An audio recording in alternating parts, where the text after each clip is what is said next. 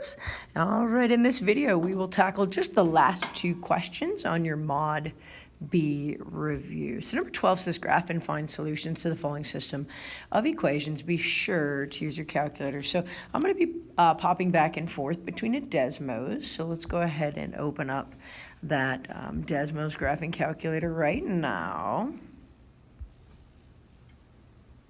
And in this, we want to graph the two equations that were given to us. So we had 3 to the x, so there's that exponential growth. And then we have 2x plus 4.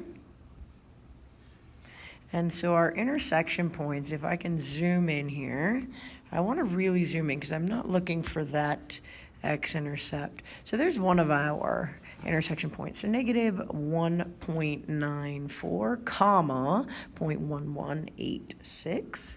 And our other intersection point, 1.86 and 7.721. Now, in class, we did talk about how to do this on a TI, and I can't really demonstrate that using my iPad here. So we had our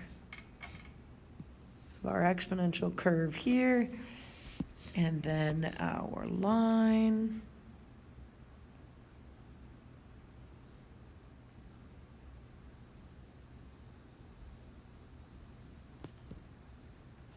Okay, that's not gonna work.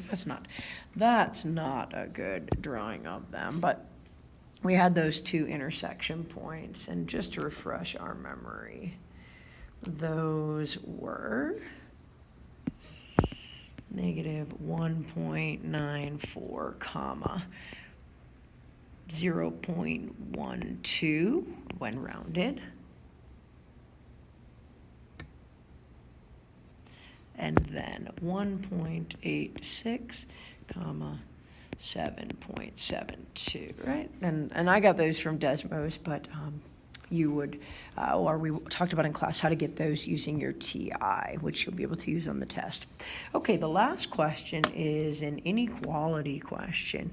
And so we have graph the system of inequalities, then give a coordinate for a point in the solution set and one outside of the solution set. So I'm going to demonstrate that. Y is less than or equal to negative 2x plus 4. So we actually have that same equation, but less than or equal to 2x plus 4.